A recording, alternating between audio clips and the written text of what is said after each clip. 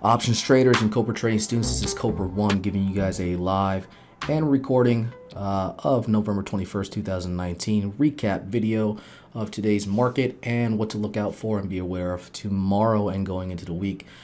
So market closed down negative 0.16%, but keeps us above another hit for a distribution day that would throw us under pressure.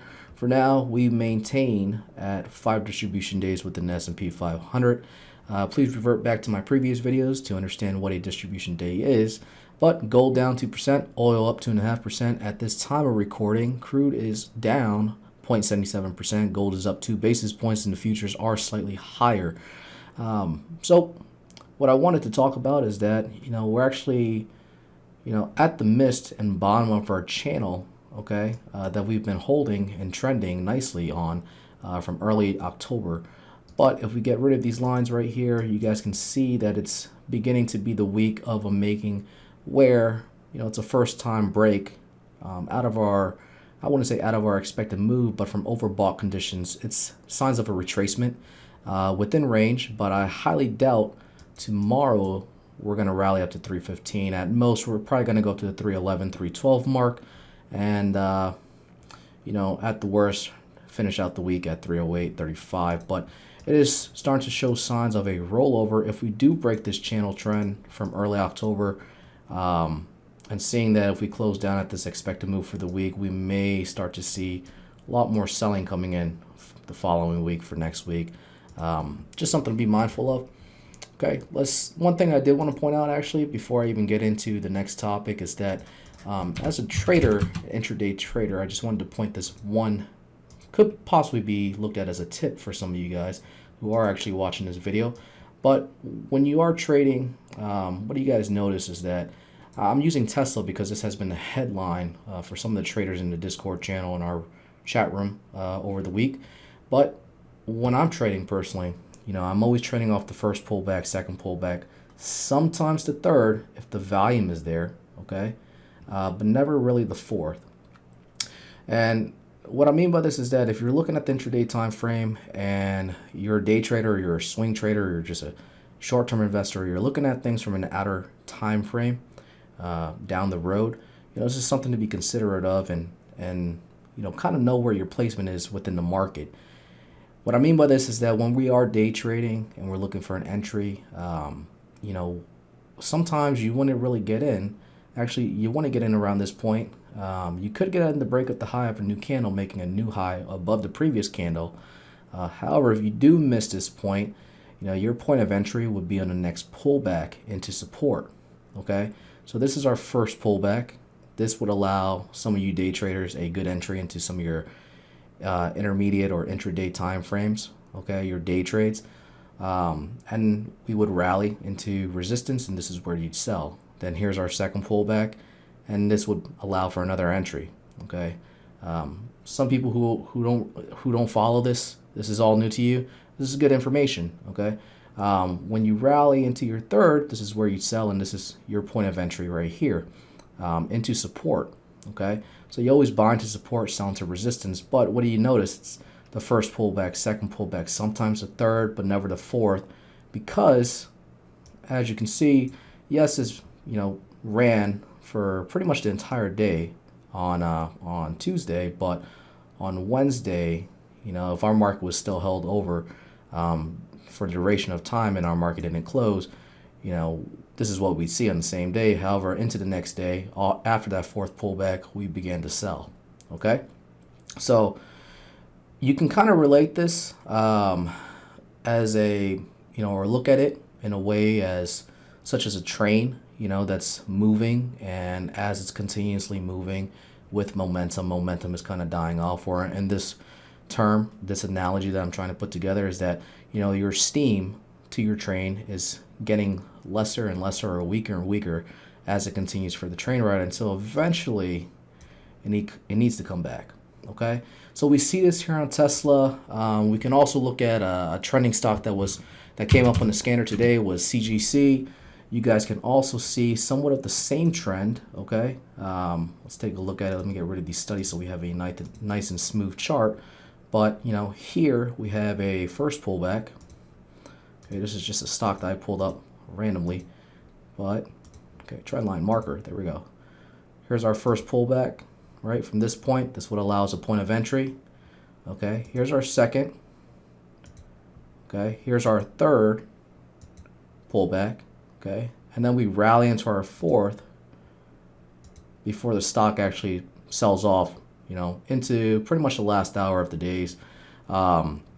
You know, like, so first pullback, second pullback, third pullback, fourth pullback, and there's a sell-off towards the fourth. Why? Because we're running out of steam. Keep in mind that volume as well is decreasing and drying up throughout these periods. Okay, we need spikes in volume to keep us within these trades, and if they dry up, you know, that's a sign that, hey, sell volume will soon take over, especially if the stock is continuously rallying for the day. We can look at another example. This is another stock. It's PayX. Okay, a couple days ago, if you were to trade this, here we are, same thing that we've been looking at. First pullback. Okay, here's the second pullback. Okay, here's a third pullback from this point down here, and here's your fourth. And look what happened into the close, selling off. Okay, so what's my whole entire purpose of explaining this is that when we revert back and look back at the S&P 500, or in this case, let's actually look at the ES. Okay, I want to talk to you guys about the ES fairly quick. We see some slight consolidation. We can actually pull this up here. I got the daily chart right here and the hourly chart. Okay, we see some slight consolidation here. We see some choppiness. This is the 1 hour time frame. Blow this up for you guys so you guys can see it. Here's some slight consolidation from this point.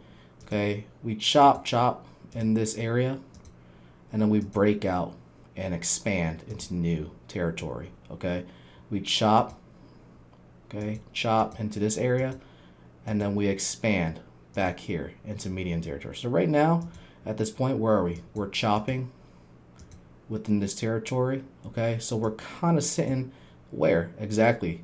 Looking at our ES and our expected moves for the week on the S&P 500, the SPY, I noted that 312, okay, in this case, this is the SPY futures, 31.24, okay, pointer mean reversion, and it looks like we might get there and test those levels tomorrow, okay, or that 309, 3090 level area right here. And by the way, this red line is a point of control, and so is this yellow line. You know, we will often see price action be in favor of hovering to either the yellow line, or, you know, usually they always come back sooner or later and revert back to the point of control. So we can see that we have some volume. We call this, you know, volume nods. Okay, we have volume right here, light volume in the area, and then we have volume nods from this point and this point. Okay, so right now we're kind of sitting in the middle. We can go either way. Again, futures do point to a higher open as of right now. Not so high. They are slightly higher, only 3 basis points above. But anything can change overnight. You know, I am recording this video at 2 a.m. right now, and also looking at Asian markets as our markets are closed. But you know, anything can happen on the open. Point exactly what I wanted to get to is going back to the S&P 500. When we actually are looking at this, what do we see? Okay, here is a rally. This is our first pullback. This is the daily chart now. Okay, it is slight consolidation right here. Here's our second pullback. Okay, this would allow for an entry. This is slight consolidation. Okay, but some could consider it a third pullback. We're sitting at all-time highs right now, and keep in mind that this could be considered our fourth pullback. Also, bear in mind that when we're looking at this channel trend, we are actually at the lows of the channel trend from early October. That's just one thing that I want to bring to your attention. So the whole entire reason why I explained the first pullback, second pullback, third pullback is because look at also the volume, how we've dried up. Okay, and from this point we got a little bit of volume here, then we dried up, and then look, this is something that you really need to pay attention to, is that we've had consecutive red days one after another. Why? Because volume fully dried up. Now we're starting to get some bearish volume into the end of this week. Pretty much actually for the majority of this week, other than Monday, we've caught a lot of selling, more than normal and usual, over the last 3 to 4 week period. So something to bear in mind is that we are hitting, near those market highs. And if we actually look at our regression channel from this point forward, okay, we're at this peak right here, but this would be probably the start of a new channel after this week, and a new trend pointing to a lower move to the downward area. I do think that we need to pull back. We are in overbought areas in the market, so I have a bullish stance on the market. However, there are a lot of good names out there that are breaking out to higher highs. And one thing that I did want to bring to your attention is, before moving on to the next topic, is our breadth metrics within the market. Currently, okay, if I blow this up, this is SPX, S&P 500, 200-day moving average EOD index, which shows the majority of our stocks. We have 73% of stocks, almost 74% of stocks, okay, that are above their 200-day moving average within the market. Now, this shows constructiveness in terms of how our market foresees and is, placing, bets on the market. A lot of people are bullish at this point based off of the breadth metrics. However, there is a divergence and the actual SPX 850 with the amount of stocks that are above their 50-day moving averages, 20-day moving averages. There are stocks above their 200-day moving averages, but very few stocks are creeping up. Those that remain below have a hard time trying to get back above them. We like to see alignment with those stocks in the 20 and the 50s to be making newer highs and have alignment with our market. Right now our breadth metrics are high, but from an intermediate standpoint and a zoomed in time frame, is that as of right now we don't have that many stocks pointing higher. We want to see a continuous action in stocks and stock names making higher highs and higher lows. Okay, advancers and decliners, we are still good for now. However, hitting that point of resistance right here, we do have to be aware that, again, we are at oversold or overbought levels right now in our marketplace. Okay, the NASDAQ as well, might as well just cover that since we are covering indexes right now. If we are looking at, bear with me, our index. Okay, our NASDAQ is also at the point of control at this point off of the daily level, so we could absolutely see a retracement back down to the possibly 102 mark. Okay, we do have a point of control on the intraday time frame hourly, and our moving averages are contracting inward. All right, we do have some nods right here and high volume around this area. Specifically this 104 area. However, we breach below this, which by the looks of it, especially looking at our daily time frame, we'll close red, but off the weekly, we may close green off of the week. So red for the day, okay, but green for the week. We have a possibility of going down to this 103 pivot or this 105 expect to move for the week. All right, just something to be aware of is that we are currently at the point of control in the NASDAQ, and the SPY is also at its fourth iteration. Okay, one thing I also wanted to cover is crude oil with you guys. 2 days ago I was actually bearish. Yesterday I became bullish in the actual name. Crude oil actually reported numbers at the beginning of the week, and we sold off hard, broke outside this regression channel, and that was it. From that point I was bearish until the next day they reported petroleum numbers, and that thing, we made all that back and some. Okay, closing up above 1%, which implied pertaining to crude oil, that's heavy accumulation within the energy sector overall. Energy correlates with our crude oil, okay, futures, and we can also see that relative to that regression channel that was drawn on crude oil, you can see that we're looking at energy sector, okay, and expanding it as well too out. You can see that just like crude oil, we dropped outside of regression channels and came back inward. Okay, so what's this mean is that for crude oil, we can likely see a bid and a bid higher. We are rallying right now. We could probably see a crude oil rally to the 60-61 level before retracing.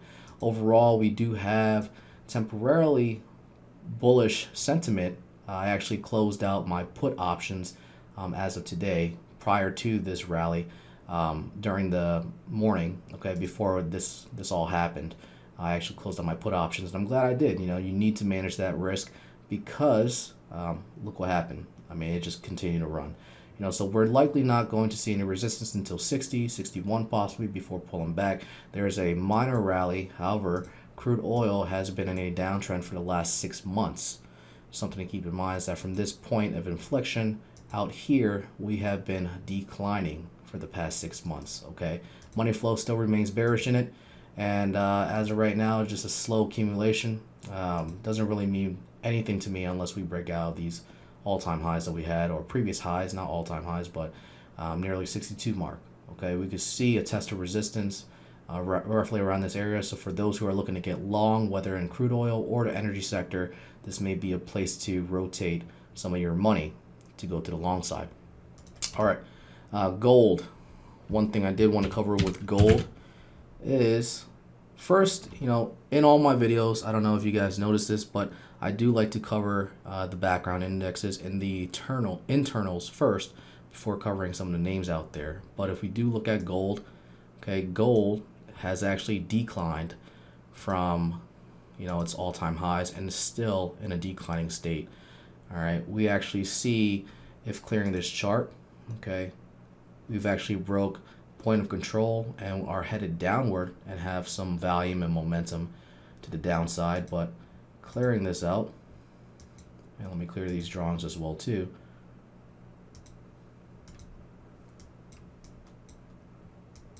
This is our hourly chart, okay? And where's my drawing tool? Here we are. Let me actually expand this to the left so I can have a larger chart for you guys. But yeah, we have our low sitting here at 1446. All right, and we also have lows right here as well too, sitting here at roughly 1457. But what you guys see is that we're actually creating an arc or a bowl to the downside. Okay, and where's our price action right now? This actually has room to move back down here. Okay, so that's more than likely where we're heading on gold. Let me expand this time axis as well too, so you guys can see it. We are creeping up in futures right now, but our market is yet to be open. This right here, as we see, is pretty much an arc that it's created. And next support that we have doesn't fill or come into play until roughly these lows back here at 1457. So that is gold right there for you guys.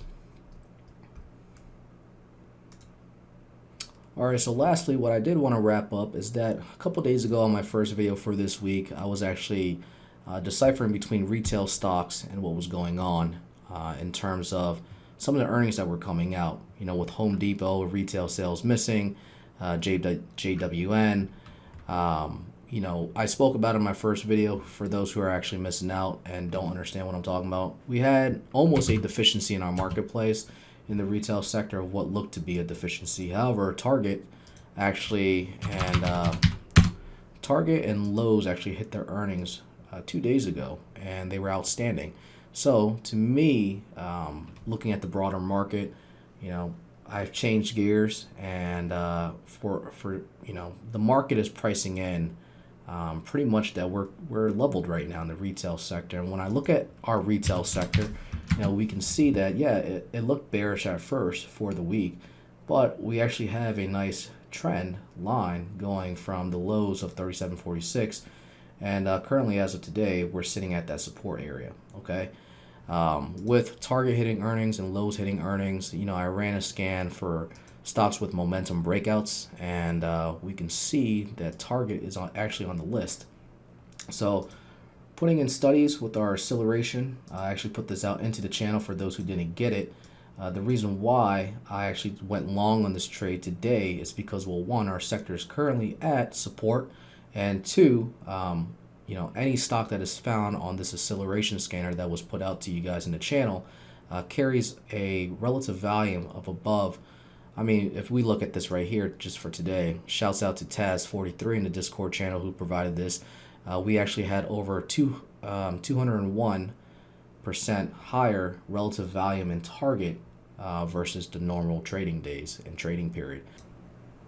Okay, so minimum set value on these indicators right here is a minimum of 1 million. Okay, so that's 200% above 1 million relative value traded on this day, and we can see that acceleration and deacceleration oscillators are showing us a green move. Volume is green, volume is high for the day found out for the scanner, and our awesome oscillator, which shows us conviction and momentum, is also green. So this trade right here, I was only looking for a retest for 130, but open interest in the options market, okay, priced out here in January at the 130. I mean, we had 1,200 contracts of volume come in. This is not even that much. There are other contracts on the weeklies that also came in higher than that, but this right here, I was only looking for a retest back up to, the 130 mark. So it's more than likely to hit its 130 mark and exceed that.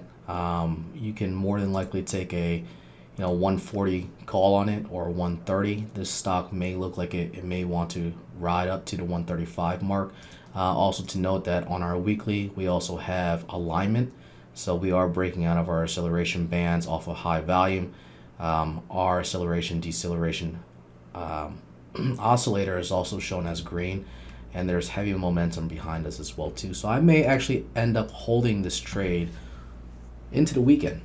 Okay, our next stock that we could look at is also AMGN. I know a few people have traded this as well too. We also have alignment in this trade. Okay, acceleration deceleration oscillators are showing green, and if you guys notice, history likes to repeat itself, so we have a green oscillator back here, and as you can see, acceleration and accumulations occurring. What do you guys notice about price action? Price action accumulates and occurs in the upward movement. Okay, momentum continues to ride up. The way we can kind of look at this is that when we're looking at acceleration, all right, it's like picture a ball rolling up a hill, and the higher it goes up the hill, the more and more slow that ball gets until eventually you need to pull back, okay? And then the ball can continue rolling, okay? So in this case, some of these names are actually, we've had over 92% higher relative value than the day's normal value. This right here is something to be mindful of. With futures pointing upward right now, we are stuck within range of this expected move. I more than likely feel as if we will close green for the week. All right, we actually did consolidate for the first 2 days at median range before selling off into the 308 309 mark of what I had put in per my video on Monday, and came up, retested, and actually closed down lower. I actually do think that we'll probably retest these lows right here, probably at the low of 309 or this previous candle before pushing higher and closing green for the week, but that's just my take. And if that happens, with retail being at support, okay, and also stocks that are showing signs of key inflection points of strength, I do think that there is some alignment opportunity for some of those trades that were pointed out in specifically the retail sector. Other names to watch that may be on watch right now, or maybe Netflix. We can look at the acceleration indicators well too and see that okay, it did break out of the acceleration bands. We do have some alignment right here. I'm just not so fond on where our SMH, our tech, currently is in semiconductors right now. The market likes to correlate with what semiconductors and our tech sector does. And for tech names, this is kind of important. Now, overall, for the broad market, this is kind of important because varying on how SMH pulls, and you guys can see as well too that we've actually had a channel trend from early October as well, okay, and we are hitting those lows just like the S&P 500. So SMH closely correlates with the S&P 500. Wherever the SMH goes, it's 70% of our tech, semiconductors and tech overall, 70% of our market. So variant on where our SMH goes, we are sitting at support right now, but volume seems to be dried up. Okay, and by dried up, look at this volume right here, just coming down. All right, we had a drop in volume, and now we're actually having bear volume come in. Momentum is to the negative side, and our deceleration oscillators are to the negative side. So this to me shows me that we can actually pull a little bit. So there's going to be a divergence in the market with retail and also SMH, but SMH overall would outweigh anything else in the market at this point. You know, it's a 50-50 right now where we may close grain. Just something to watch. All right, guys, I'll see you in the chat room tomorrow.